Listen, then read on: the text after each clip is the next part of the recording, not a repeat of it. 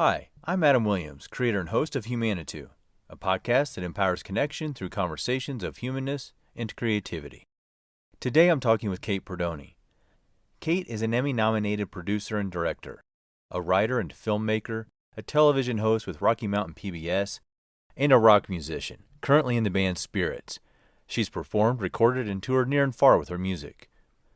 Kate shares her story of growing up in poverty on a 40-acre vegetable farm in remote Minnesota. She tells of leaving home for college at 16 and the importance of the winding road she took to finish college several years and a few schools later at 23.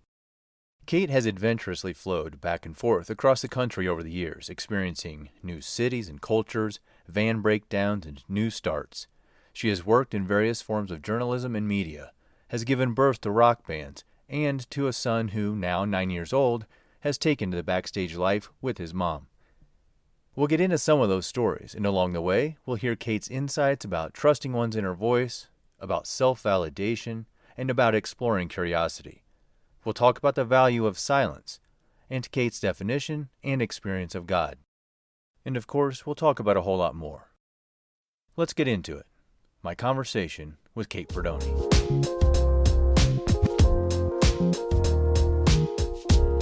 Kate Perdoni, it's wonderful to have you with the Humanitou podcast. Thank you for being here. Hi, Adam. Good morning. Thank you. Or good afternoon, I should say. Yeah, well, it's funny you mentioned that because the first question I was going to ask you is how you've been doing with this COVID-19 social distancing, stay at home thing. And, losing track of time and days to me has been one of the key features. Yeah, I have heard that resoundingly among pretty much everyone I've spoken to. One of my coworkers said that her child's teacher says the date and the day of the week each morning at the beginning of their school period online. And if not for that, she probably would have no context. I was wondering, related to this period, with you being among many things, a rock musician, part of a band, you get out and play some amazing places. And I'm guessing that you probably have had some gigs postponed, canceled, and again, you do a lot of things. So, will you give me a little temperature on what you have been experiencing through this time as a multifaceted creative person? Yeah, I definitely like my personal financial and livelihood loss is minimal because although music is a passion and hobby and something I do and as a career as well, it's not the primary source of my income. So Okay. that right away takes a lot of stress off of me, whereas a lot of my friends and friends who are also family are experiencing a lot more of that hardship than I am. So kudos to them for getting creative and doing amazing online and other things, and for just surviving and using this time to create. But for myself, yeah, I was really looking forward to Tree Fort Music Festival up in Boise, the community and celebration surrounding that, and bringing my son because it's incredibly family friendly. And same for, like our local festivals like UMS. I'm not sure what their decision will be as of right now. I think they haven't announced officially, but that's at the end of the July. And I think it's just a lot of, while we're finding new ways to collect ourselves and create community, some of the other older ways of creating community we may mourn. Just a lot of these festivals and, music and art as a whole is a celebration of life. So we mourn those routine celebrations. Yeah, absolutely. There's been, I think, mourn and mourning and grief are absolutely appropriate words for all of this. And we all have our own experiences of it, right? Because even households that don't have maybe the illness within it from the virus itself, or not all of us have, fortunately, we've not all had to experience the same types of hardships, but yet we all have had this experience, I think, emotionally of this uprooting of life. And I kind of look at it as a chance to step back and breathe and reevaluate some things in life a little bit. That is when I'm at my better moments and I can look at it in that positive way. Has that been your experience at all? Do you think, is this going to be a return back to normal, so to speak, or are we going forward with any new perspective based on this global pandemic experience. Yeah, totally. It's almost like this has been an excuse to reprioritize and to really find what does bring you joy and what you can't live without. I have a post-it on my desk of people and things that I miss, and I kind of have this unspoken promise to myself that I won't do anything that's not on that post-it anymore. For me personally, it's a huge decrease in social anxiety, which I didn't realize was such a huge. I've always known I was an anxious person, but until this time, I didn't realize just how much that played into my everyday sphere. So it has been a recalibration and a welcome one for me as I get more in touch with who I really am, where am I best serving, my community and my world, all of those things. A lot of which came to light naturally out of the crisis of the imminent situation, especially because my post is in the media realm, and other things personally that I've been taking the time to cultivate and really spend time with. And the continuity of being able to do that from day to day is something I've not had the luxury of before. I think we both recognize that this really it's a fortunate position. It sounds like that we both are in then, and maybe even a privileged one that we're able to keep going and have uh, reasonable amount of our livelihood intact in those things. So the Yeah. burden is largely emotional. And it's not to downplay that, but yeah, I feel for all the people out there who are having a harder time, as I'm sure you do. Yeah, I feel entirely privileged. For many weeks, especially in the beginning, it was very difficult for me to reconcile my feelings of guilt for having a job and for Oh yeah. be, to not have my life disrupted is a giant privilege. I am the most privileged person in a lot of ways. So yeah, like thank you for recognizing that where the place I'm speaking from. I mean, self-care is a luxury, self-actualization is a luxury. Being able to look at your life and wonder about it is such a luxury. It's not something people get to do in times of war or crisis, and that's where a lot of our population is. So to even Right. have this conversation, we are really privileged. And yeah, I think what we do to eliminate or alchemize that gap of privilege is really where it's at. Moving on here, you do many things. Like I already mentioned, you have many creative interests and talents. And you're out there in the world as, like I said, a rock musician and a vocalist in a band called Spirettes. You're a PBS television writer, director, producer, host, documentary filmmaker. You publish a zine.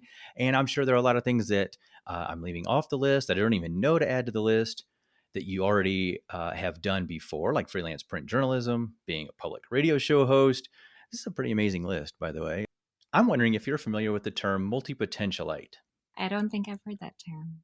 I'm going to say it's basically living the opposite of the thing we were told to do, which was, do you know what I'm going to fill in the blank here with? Pick a lane and stick with it. Choose that one job, know what it is. And when people start asking you that question when you're a child, what do you want to be when you grow up? It's already starting to teach us pick that one thing, right? Multi-potentialite is like it sounds. You have potentials and interests and skills, and you want to pursue these things in different areas, a broad range perhaps. Maybe it's only 2 areas, maybe it's 10. And I feel like you fit that description. You do so many things. So I'm curious about that experience.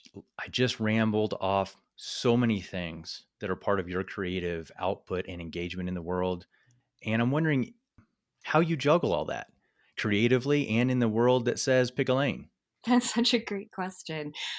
It's so funny because I feel like I did pick a lane. I always had a North Star, something that I was driving toward. I don't know that anyone else could see that lane or that it was a lane on the road, but I've judged or, kind of interpreted my life as like the closer I can get to all of my hobbies and interests and undertakings in the world being toward the same thing.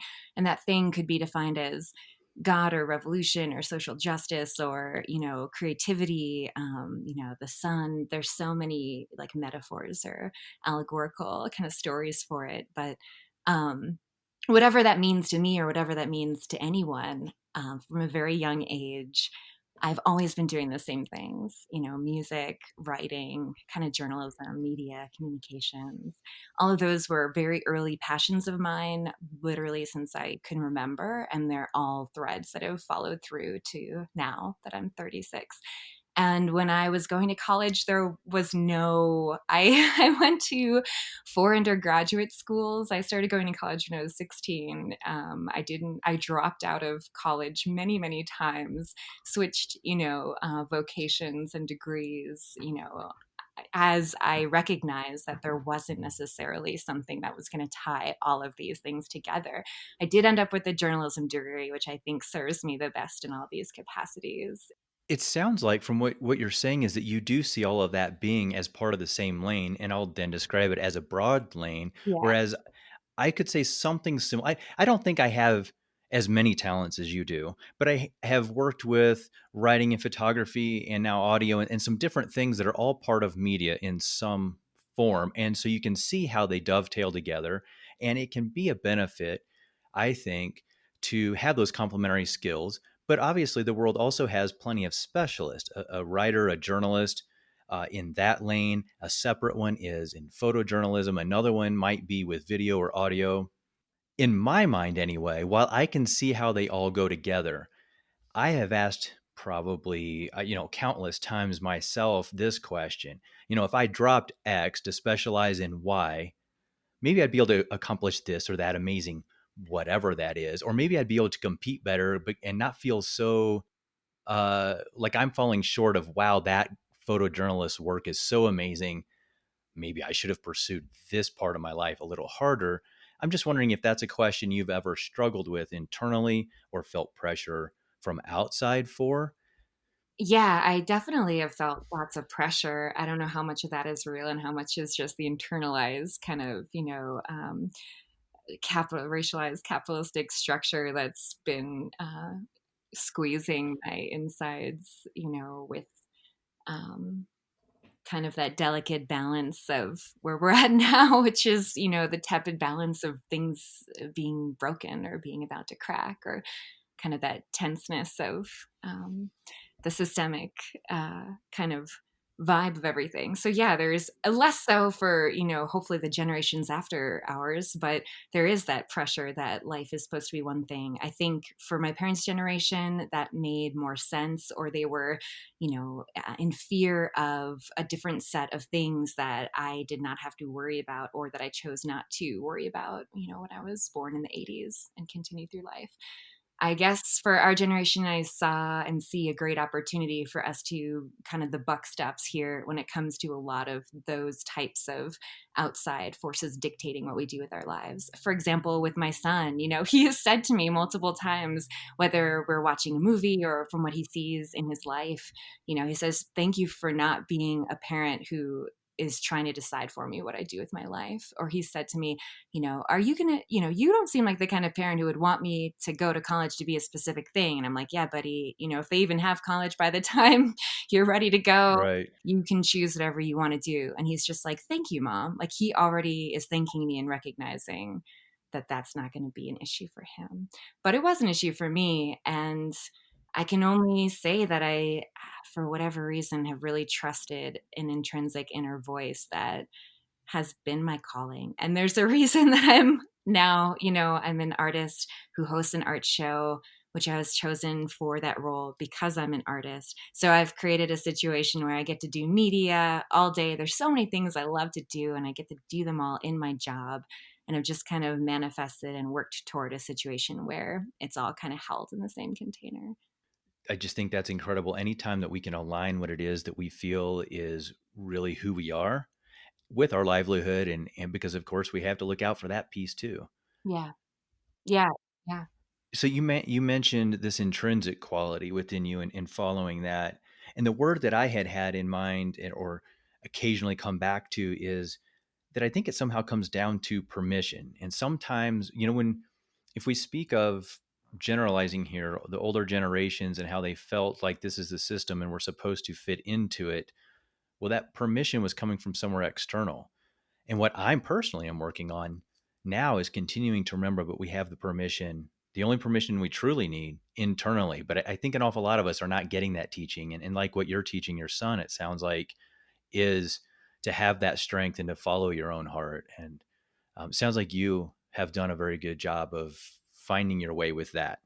And my son helps. It's so interesting that you say that. Yeah, it is all about permission, and it's interesting to think about that on a societal level and a personal level, and how one is internalized into the other.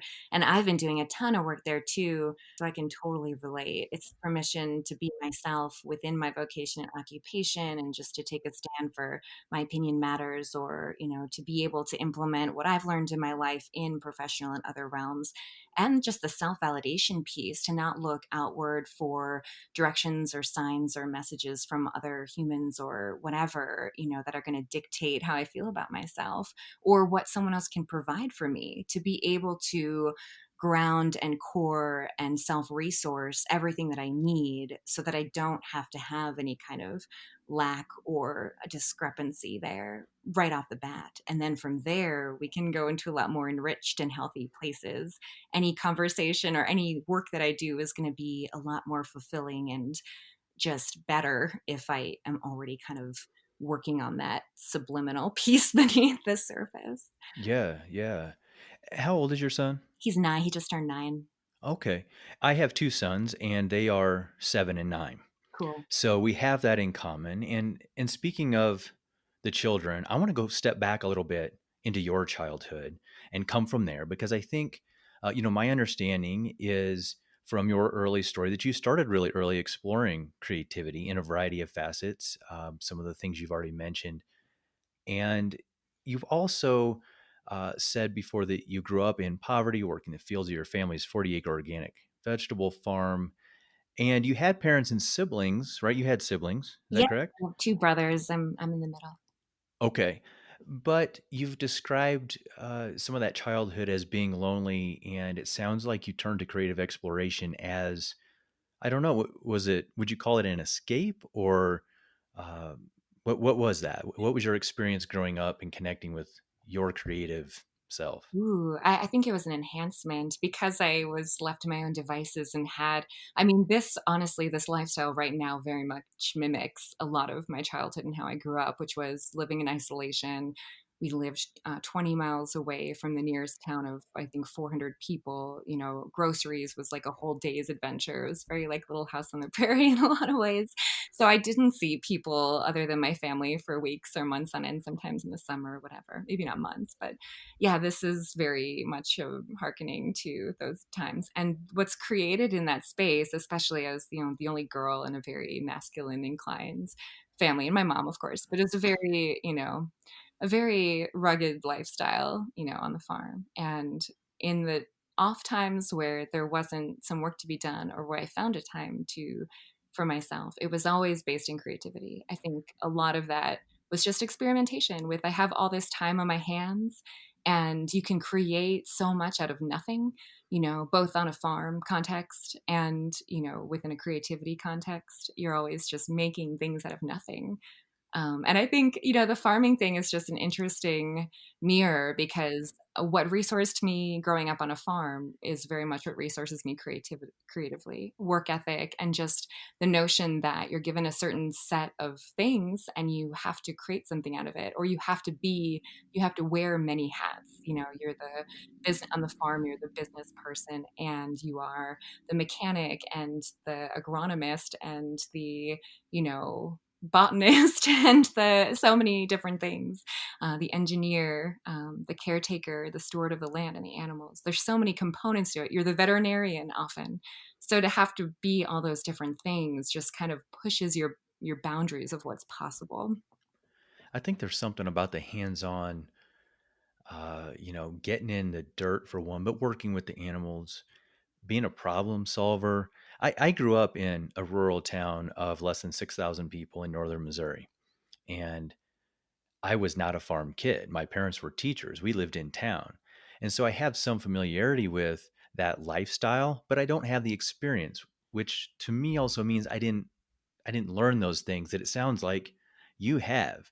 And I think there's a lot of lessons that surely provide some grit and sustenance throughout a lifetime.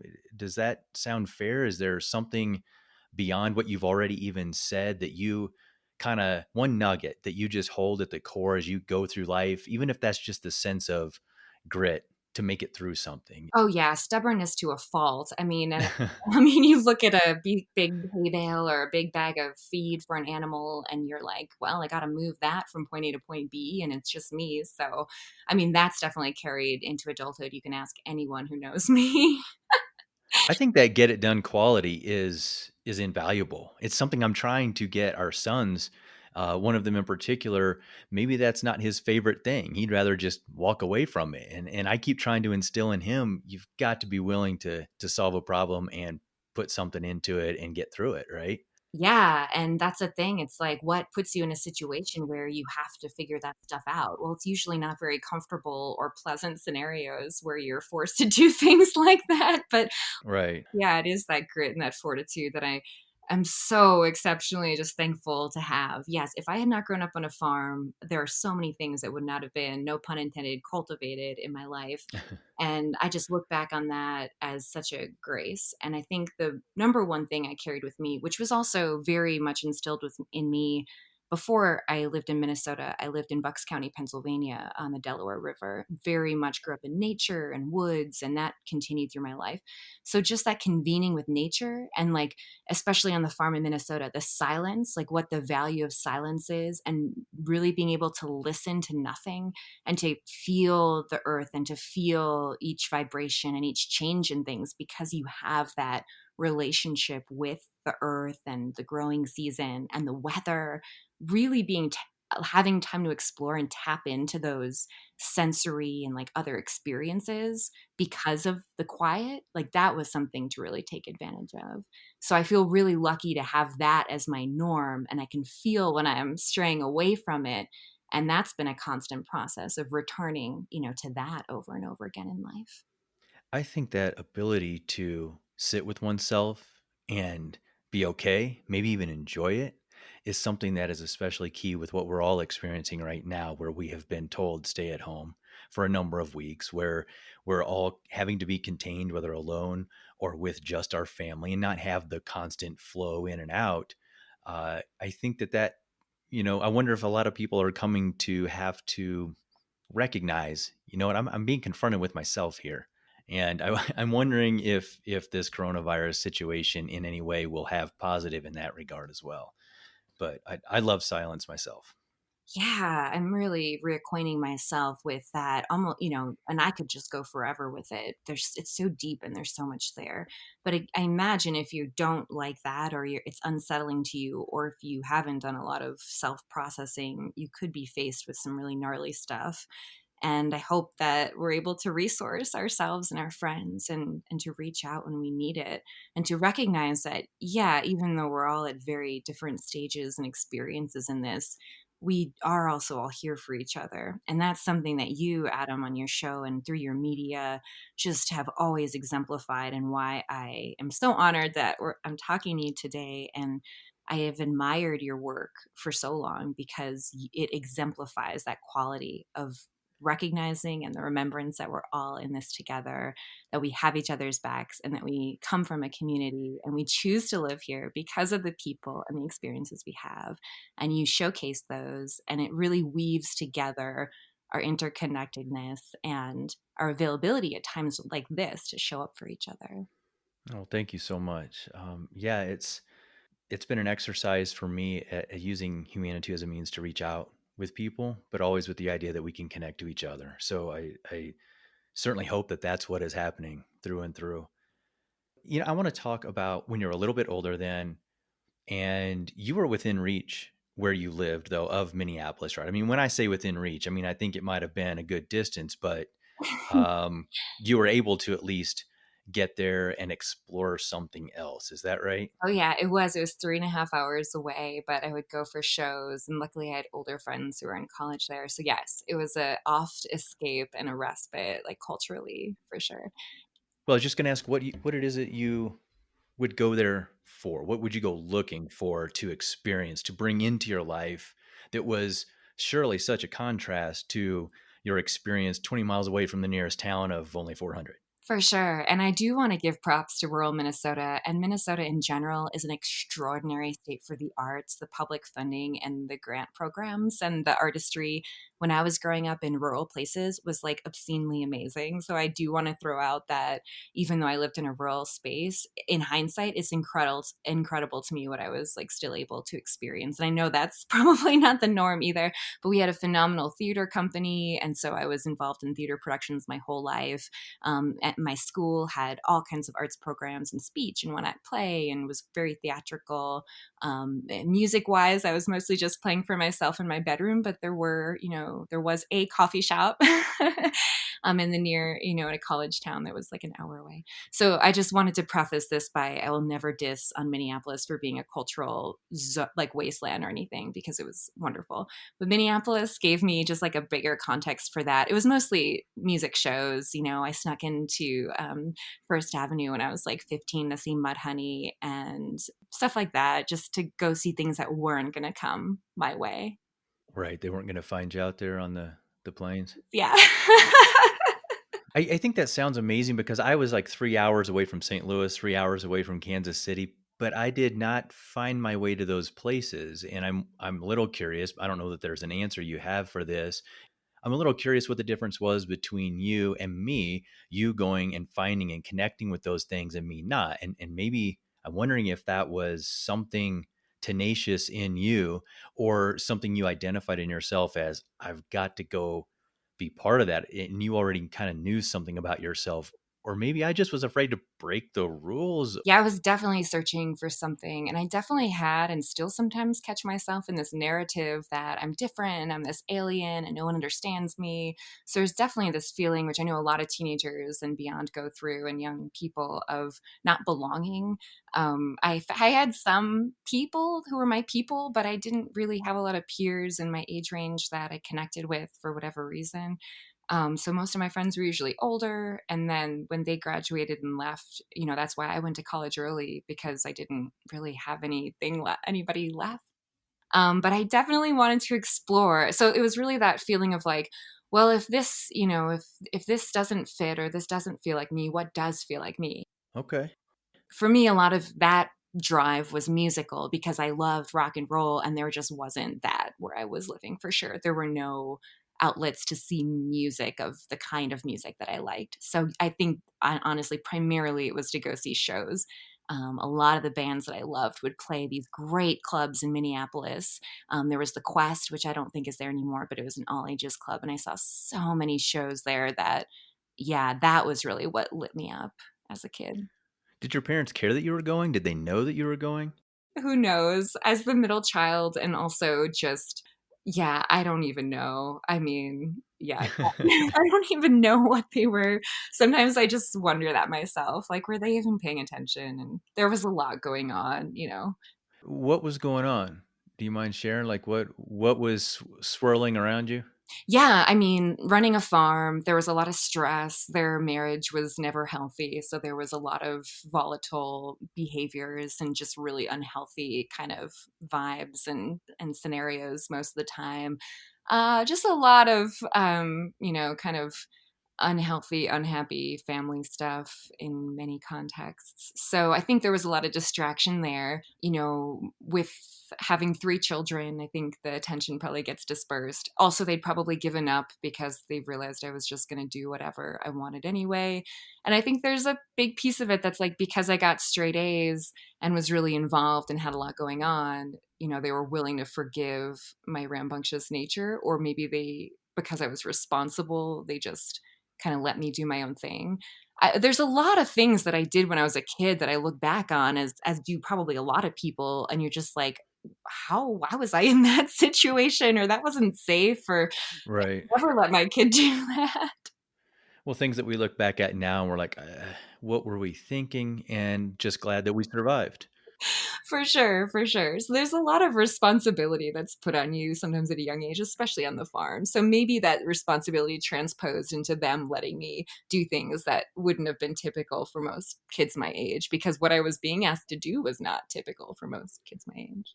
Well, and at 16, you then lit out for a new world, a new life, mustered your own courage, and went off to college early.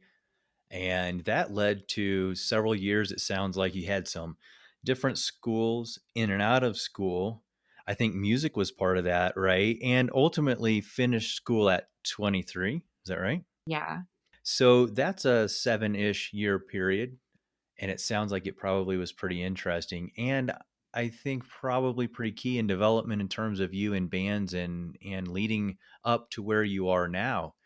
Is there something there to speak of, and what maybe you learned during that experience, or just a memorable story while we're on the line of thought about childhood stories? And I can't believe I did that.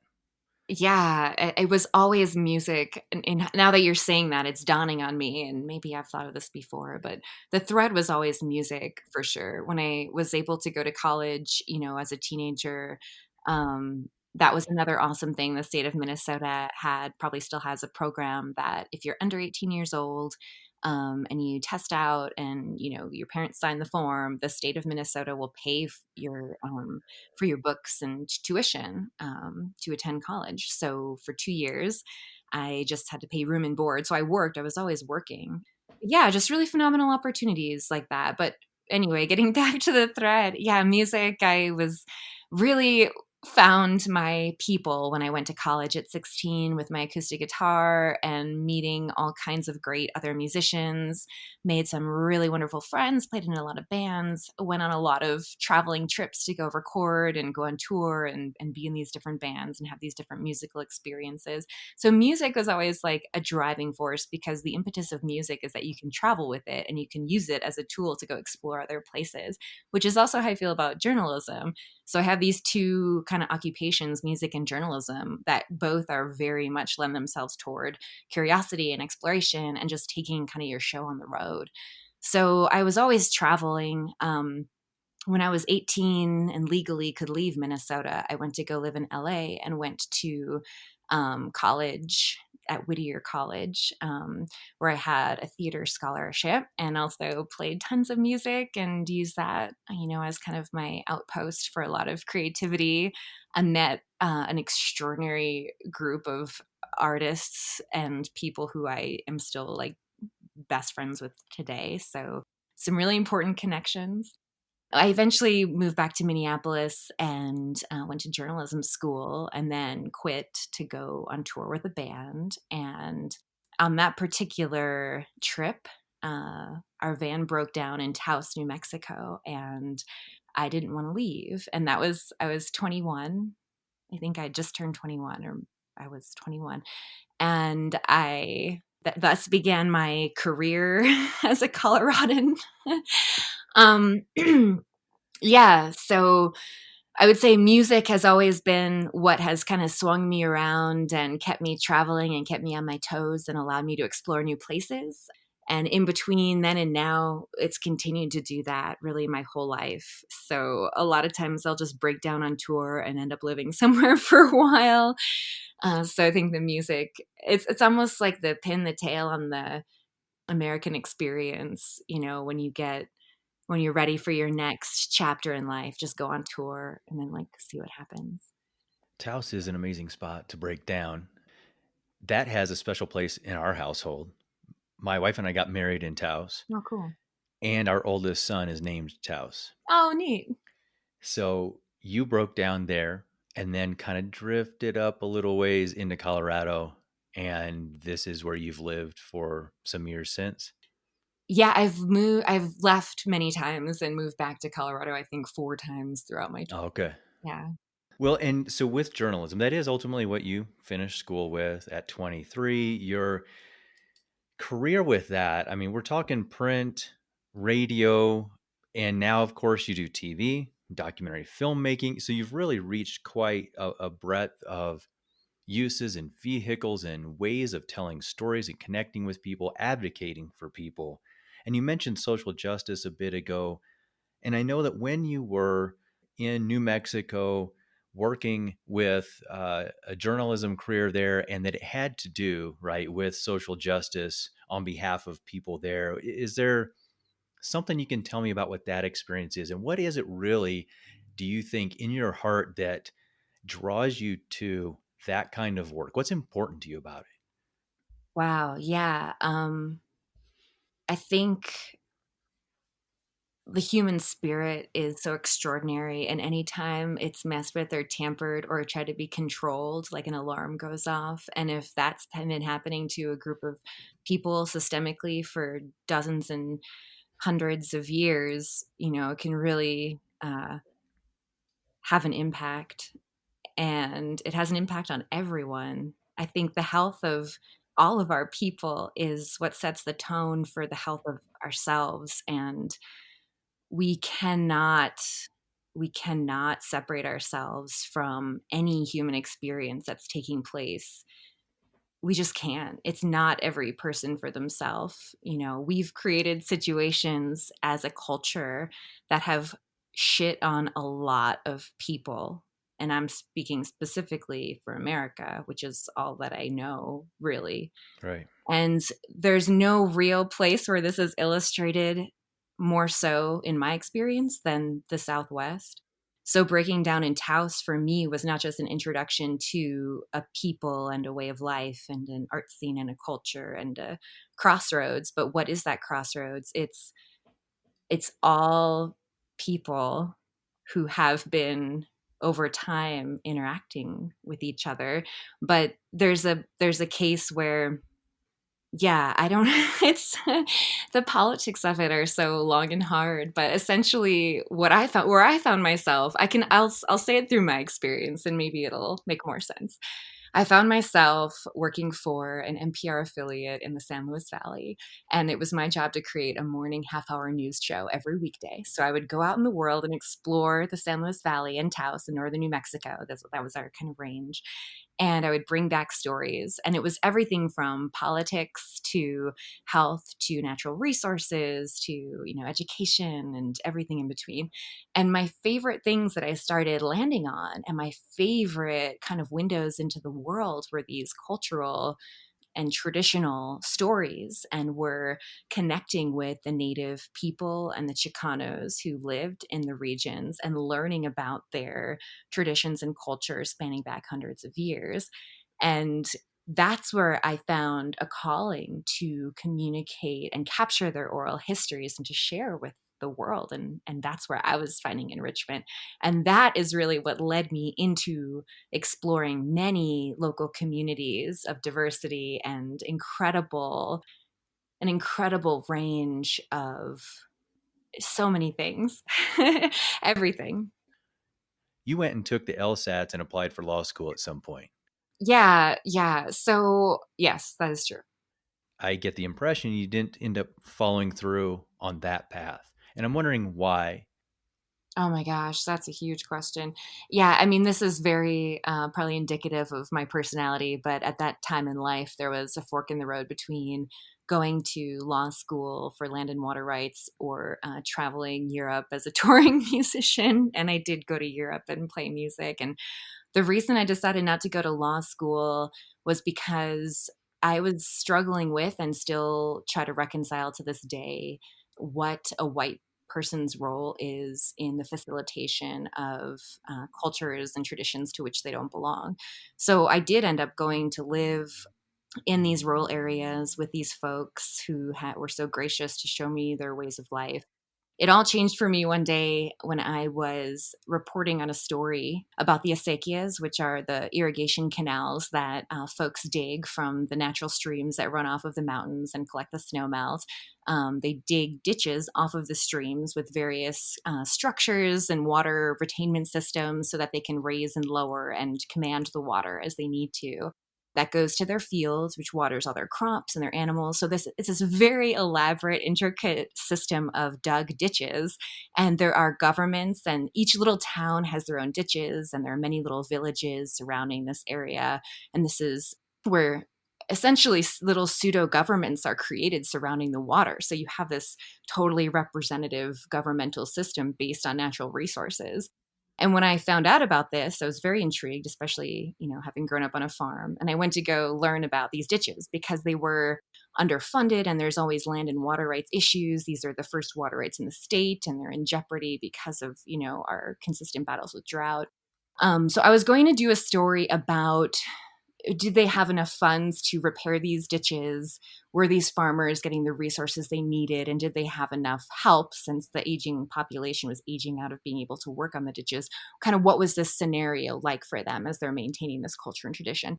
And the day it all changed for me was when I brought my recorder, my mini disc player, and my microphone up to the top of the mountain to report on the ditches. And they had told me to bring a shovel. Probably they were joking, but I brought a shovel anyway. And there was a moment when this crew of us, there were like 20 of us, we rounded the corner and there was this big mudslide, and they all jumped in and started shouting in Spanish, and let's dig these ditches, let's get the mud out of the way. And there's like this big emergency. And I didn't really know what was going on, but I threw my recorder into the dirt, like into the bank of the ditch, and just kind of jumped in and started digging. And as we went on through the day, clearing the waterway, this passage for the water to be able to get to their fields, it changed something in me as I worked on that ditch, as I realized the connection these folks had with their water and the maintenance of it and the stewardship of it and their land and that whole thread. And I never went back and picked up the microphone. And I actually ended up quitting my job with NPR affiliate weeks later, and literally just went to go squat houses and dig ditches and live in the mountains doing this. Yeah. That's amazing. It's so critical, and it's a reminder that while parts of our society are pulling water from places to water golf courses to supply Vegas fountain shows, like those reasons. But we also have these very real needs that are long standing, that are ancient. Yeah. People relying on the water, and that moment, I could see how that would be a catalyst in something to recognize, oh my God, it's essential. It's vital to the existence of this community, quite possibly. Yeah, 100%. Like, water is literally life. Without the water, there's no life forms. There's no vegetation, there's no animals, there's no crops, there's no anything. And with that, that's the basic intrinsic respect of this entire culture. That is what the culture stands on, and that's where it blossoms. And that's that's the initial understanding that everybody just has, and from which other understandings can occur. And living with those systems, it's just something that really spoke to me. It's like, maybe what's happening systematically in America isn't right or working for most people, but you don't know what the alternative could be. And then you're presented with this way of life that's so simple and so basic and so rich in education and so rich in spirit and honoring, and like you were saying earlier, the hands-on elements of every single thing these people need, they can do themselves or know someone who can. It's a system that's based on barter economy and raising of your own everything. And there's something so beautiful about that self-sufficiency. The other day, someone was talking about the recession of 2008, and I was thinking, like, I don't remember a recession. And then I realized it's because I was living in San Luis, and for better or for worse, kind of how I feel now, there wasn't an interruption between the reality that I found myself in and my current way of life. I want to ask you, we'll move on here to music and to the fact that we've mentioned the Spirits, but you also were part of a band before that, Eros and the Eschaton. Is that right? Eschaton, yeah. Eschaton. Okay. And you found your way to Colorado with that band, right? And then did that come to an end? Is that something you're still part of?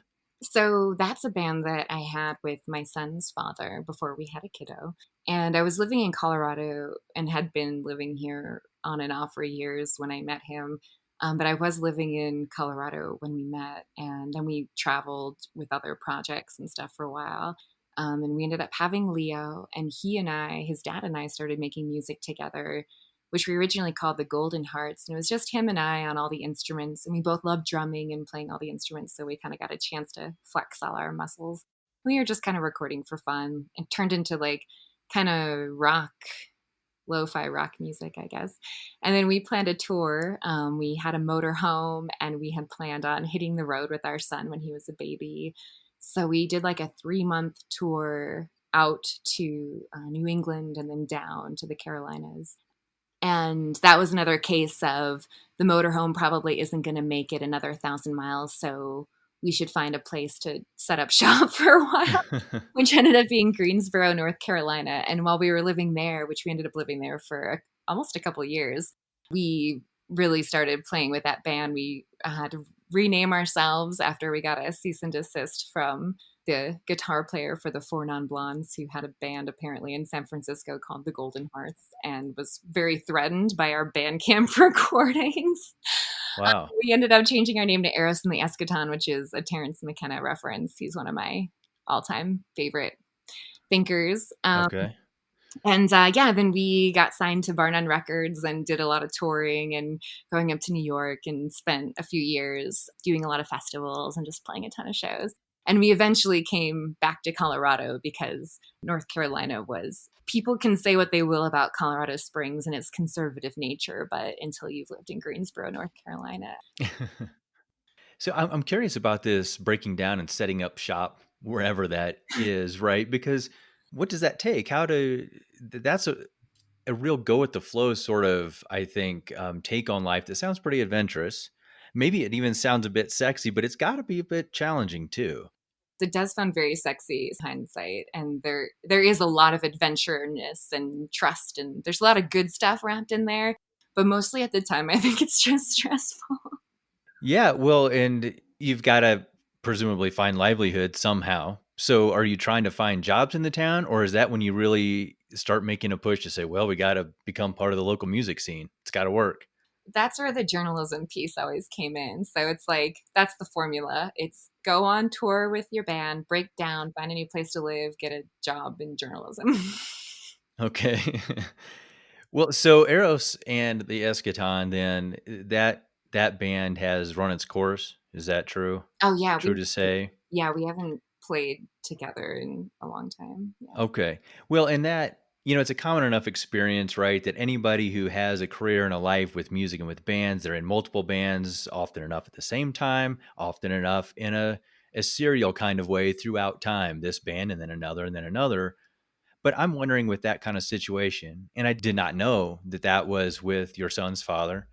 I was wondering if going from one band, this thing that you're part of, and if that's kind of like a breakup in itself. And of course now, I realize I'm asking about this being part of a relationship romantically, intimately with another being.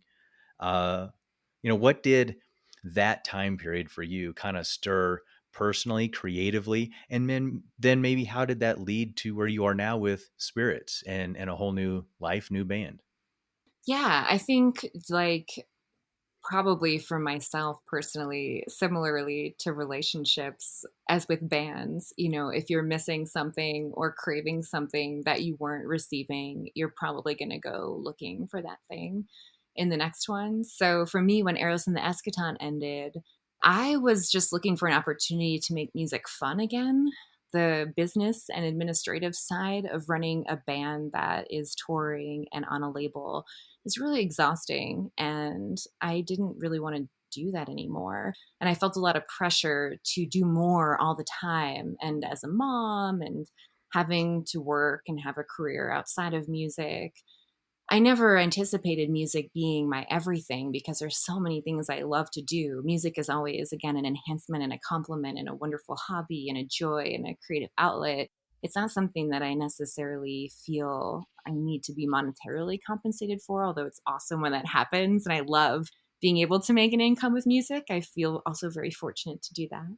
But there's a give and take for me that I found, and why I was really kind of bitter about, I think, my experience at the end of that really had only to do with the notion that the music business requires more all the time, that no one's ever going to be satisfied. Whenever you hit another milestone, there's not a lot of congratulatory time or resting on laurels. It's all, what's the next thing? And particularly with music as a business, it takes like an insane team and an insane amount of everything to really make a living at it and to be able to be successful where that's your only thing that you're doing. So treating it like that's what it is while you have an actual life is just a really funny thing that I felt like was the elephant in the room. So really for me, Spirits was about just kind of breaking free again and getting back to the source of just making music for creations and creativity's sake and experimenting and to see what was going to happen. And with Spirits, you played the famed Red Rocks, what, last summer? Yeah, we did Film on the Rocks where they pair local bands with movies. Okay. How was that experience to be able to play such a well-regarded, renowned venue? It was fun. It was really fun. It was fun to share it with friends, and it was really fun to have my son there. He really likes the green room experience. Been spoiled, and I think, it was so funny. We have played several festivals where they have really posh green room setups, and it's funny. We were somewhere, I can't remember where we were playing, but it was somewhere that I don't even know if they had a green room, and he said something like, "Man, is there a green room? I could really use a massage right now." And that's what it was. Oh, you're spoiled, buddy. It is not all like that. And this brings us to your dream job, what you currently do. What is so dreamy about this job? Just tell me. You do so many things with it, so many creative things with RMPBS. Just whatever you have to say, let it rip. Dreaminess. Oh, it's so dreamy. I think, anytime you can vision something and then actualize it, it just feels like a personal success when I can imagine a project, whether it's a new TV show or a format or a segment or, a documentary or whatever, wherever my mind goes, whether it's something I've been assigned or something I want to take on or something I'm proposing to take on, your mind can really, I love just the way brains work and the foresight that human beings have. And I kind of just let my, evolutionary body take over to trust that whether it be ancestral lineage or just everything I've learned in my career, having these different media tools and these kind of different, skill sets at my hands, that I can just be used as like this vessel to kind of midwife these ideas into the physical realm. And it's just so exciting for me to work in media. I love writing. I love all the technical stuff. I love Adobe and Premiere and recording and editing, and like I just adore being in front of the camera and being behind the camera, and like literally every aspect of production is such a joy to me. And to be in a situation where I get to do all of those things, and now where I get to create brand new things based on those things, is just like never ending. So for me, my dream job means, like you were saying, getting to incorporate all of these different elements into my day to day. That just sounds amazing. I'm so happy for anybody who gets to land an opportunity that makes them happy. Yeah, and I'm stumped a lot of the time too. I mean, I'm constantly learning, and the technical scenario is like troubleshooting is still like 80% of my day. Like again, it can something that can sound kind of sexy or can seem one way. And production is the opposite of that. Production is all blood and sweat and tears, which is also probably why I love it. But I don't want to make it seem like it's all this. I do think it's flowing and seamless in one direction, but it's like I'm constantly being challenged. I'm constantly learning. I'm constantly learning new things about myself and about how to communicate and, how to share my vision. So it is a constant process. Oh, sure. I think it's absolutely critical and very key to a successful sort of life in this way creatively is that you're able to become comfortable with the discomfort, to be able to push into those places and be vulnerable, which I feel all the time with doing these things. I consider myself an introvert. So having the energy to try to intelligently present questions and thoughts with you here. I put myself in this situation nearly every week with people. And I think that that's what it's like for any creative person when they are pushing those lines. They're trying to stretch into new, maybe just subject matter, skill sets. So, yeah, no, I understand completely what you're getting at there. And I commend you. I think it's amazing that you're able and willing to keep walking into that fire of vulnerability. It takes so much courage to be creative.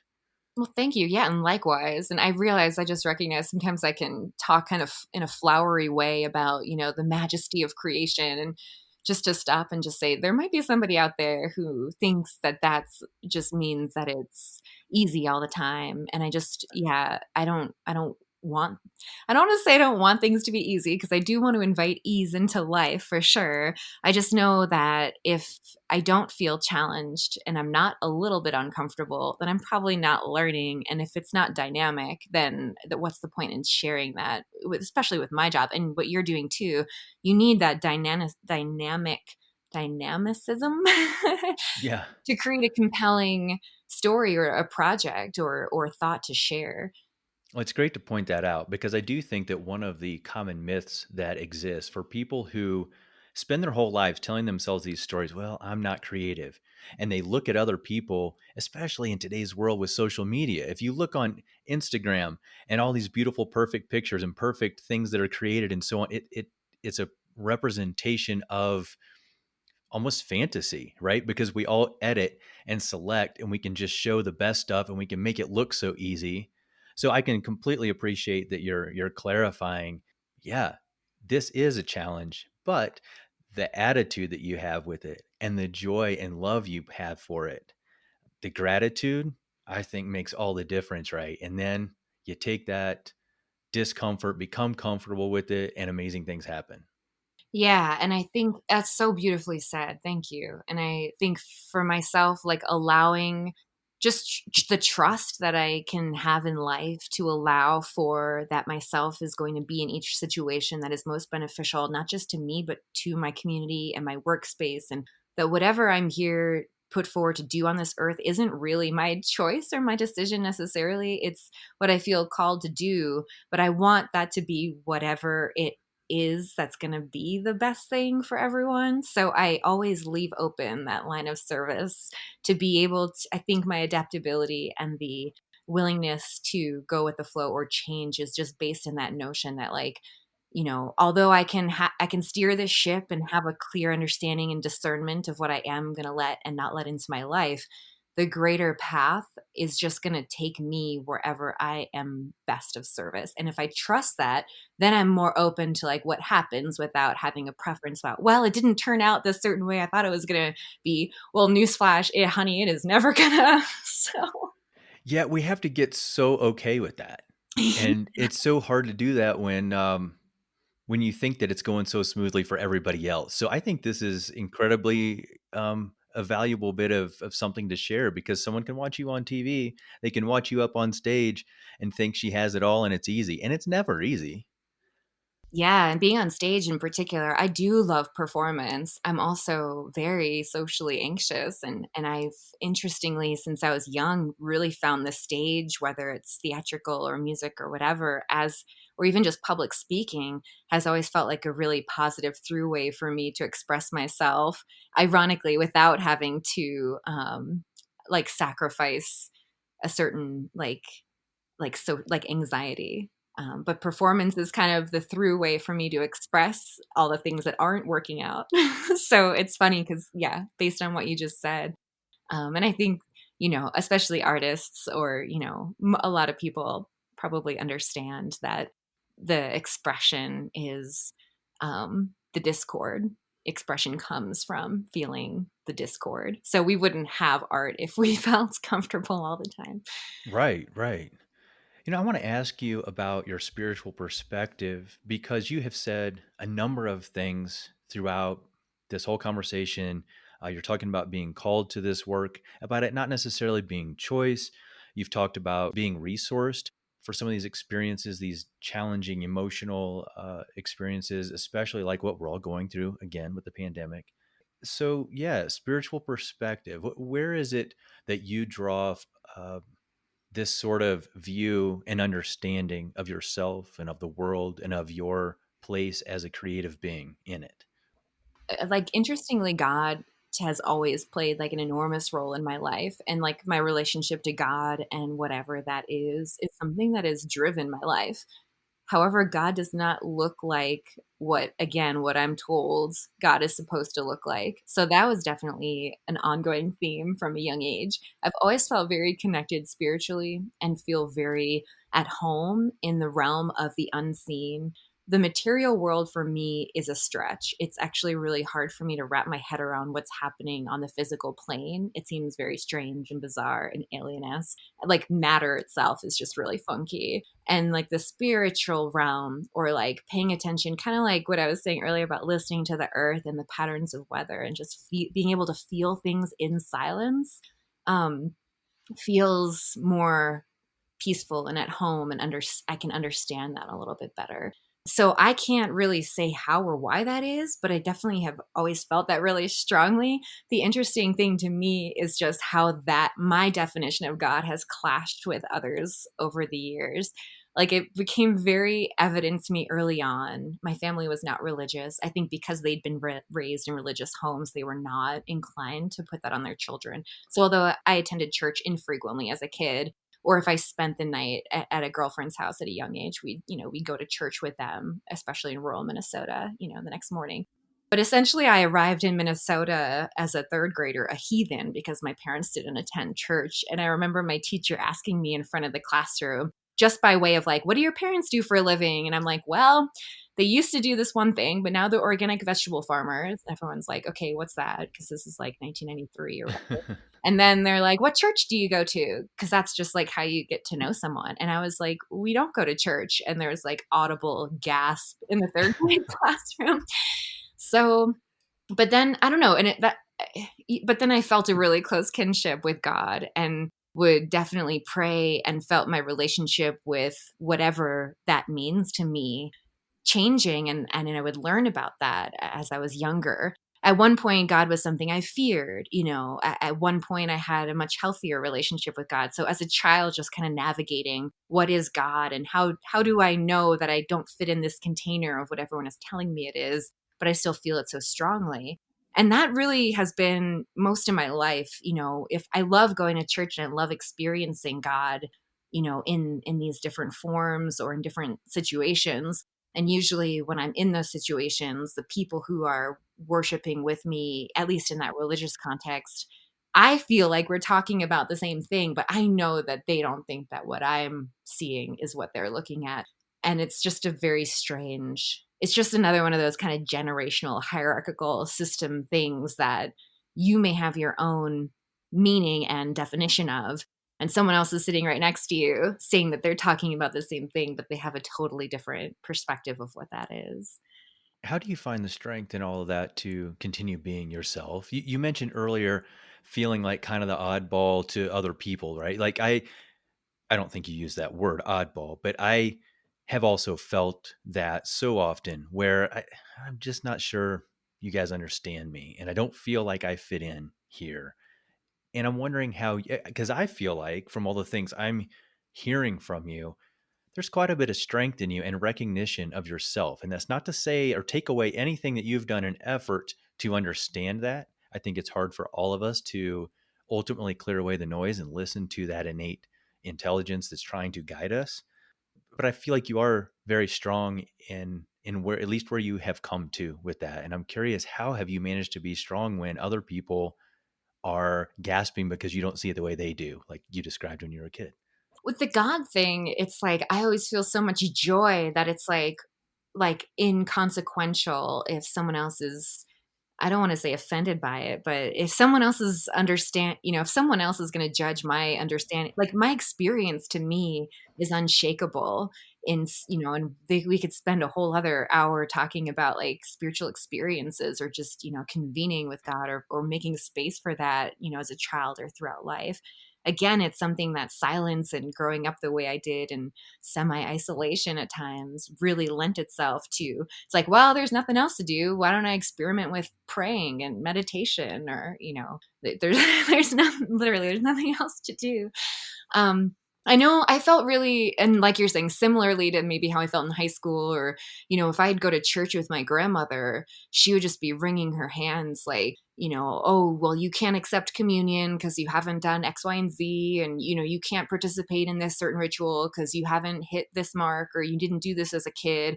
Like all the rules and, gateways to God and kind of like boundaries that were put in place about you have to do this before you can do that. That part was hard for me because just because. Right. Sure. For some reason, even if I felt judged, I as at least with the God or spirituality aspect, whatever it is in me that feels it to the like degree that like I know I'm cool with God, and like if I'm cool with God and cool with myself, then again, it's like there's no question mark for me about my relationship with God. So even if someone else is going to see that as not looking like theirs does, that part doesn't ruffle me. I just get a smile and I'm like, "Oh, we're all one. Like it's okay.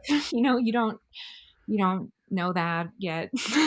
I think we're in our own locations on our own paths here, right? So our own understandings and the work that we're all doing here to understand ourselves or understand this thing that we're part of. I want to ask you overall about your optimism. You seem like an optimistic person. Sound fair? Yeah, I'm healthily skeptical too, but I have a really good sense of humor. I know you also feel the world as an empath does. And, talking about society and politics here, do you find it particularly difficult at all to exist in this time where, as I heard it described, I think by Ira Glass of NPR the other day in a podcast interview he was doing, that we're in a time where every event or even every idea, there's this entrenched, maybe even aggressive or harsh argument for an alternate reality, an alternate set of facts about the exact same event or idea. And I personally find this incredibly challenging. Sometimes I feel even, confused or even fragile, and I just want to withdraw from it. And I'm curious, how are you handling these times? Hmm. Well, as a journalist, I haven't paid attention to the news in a really long time. In my early days of reporting on daily news, maybe a year and a half went by before I recognized that it's all Mad Libs and you could just replace nouns and verbs and we're just telling the same tale over and over. And the reason I gravitate now toward long form journalism and feel grateful to be able to spend 5 minutes or an hour talking about one subject is because in the regular news realm, quote unquote, you get 90 seconds tops and nothing is going to have context or make much sense other than being boiled down to its most minute points that may not even matter when something has been diluted that much. Or Yeah. so I really don't pay attention to a lot of things. The vibe that I feel right now is like so much less of that, and that may just be myself, but the I don't know if I feel it today, and actually this week is the first week that feels like people are getting really stir crazy on a mass level to me. But like up until last week, I would say I felt things overall were quieter than normal. And in that quiet space is where I was really feeling like, oh, I hope people use this as an opportunity, like you were saying, to tap into themselves, because there's so much ample room if we want to do that to be able to now that we probably don't ever get, myself included. So often we're just rush, rush, rush, and it's all about that thing. And this has given us a chance, I think, to shift focus and to step back, take a breath, maybe for a lot of people experience what it feels like to slow down and breathe, period, instead of just get up, work 8, 10, 12 hours, go to bed, get up and do it again, as if that and our identities with that, as if that's all that there is. This brings us to the final question, which I ask everyone as sort of a summary thought. This whole conversation has very much been about the humanness and creativity in your life and in your experience, your story. But this summary question is, how do you live humanness and creativity in your life now? Yeah, I love that question. And I would say that part has completely transformed in this time of home isolation. The way that I view Similarly to how it seems as though the world has quieted and that priorities have naturally surfaced with all of us in a crisis situation, I can feel that subset both in my work and then in my own creative work, who the people are who have naturally emerged as collaborators and where many of my close collaborators find themselves at life right now. It's a lot like, in many ways, a lot of people I'm talking to, something had happened in their lives, or they had made some kind of change or gone through some kind of change that set them up to live in this time in a slightly more realized or like healthier, sane, like context. So that's something I'm really paying attention to. And just the quality of connection, again, because I'm not, around hundreds of people a week. I'm there's the people that I'm interacting with are, they're so just less in numbers. So those interactions hold more space and weight. And then, of course, we can choose who we're interacting with.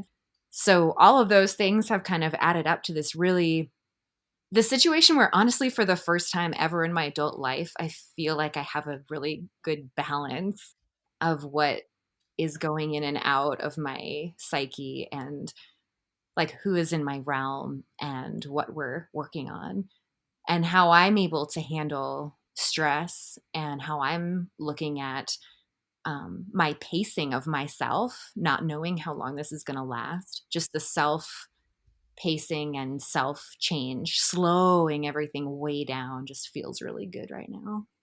Oh, I think we all need we need to practice slowing down, right? And so I think that's fantastic. And I thank you very much, Kate, for all your time and your thoughts and your insights.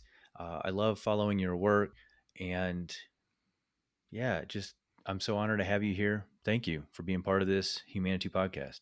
Thank you for letting me ramble at you for an hour and a half, Adam. I really appreciate you, and I appreciate what you do for our community and bringing us all together. Thank you. That's it with Kate Perdoni in today's Humanitou conversation of humanness and creativity. You can learn more about Kate in the show notes published on our website at Humanitou.co. And as always, reviews on Apple Podcasts, iTunes, Stitcher, and other players are helpful for what we're doing here. When you can spare a few seconds to shine some light back on Humanitou and everyone you listen to here, we'd appreciate your review. Together, we can cultivate a more thoughtful, kind, and creative world. If you have feedback on this conversation or the Humanitou podcast series, you can send me an email at adam@humanitou.co or reach me by Instagram DM at Humanitou. And now, the question I ask you after every episode. How are you living humanness and creativity in your life? I'm Adam Williams, creator and host of the Humanitou podcast. Thanks for being here.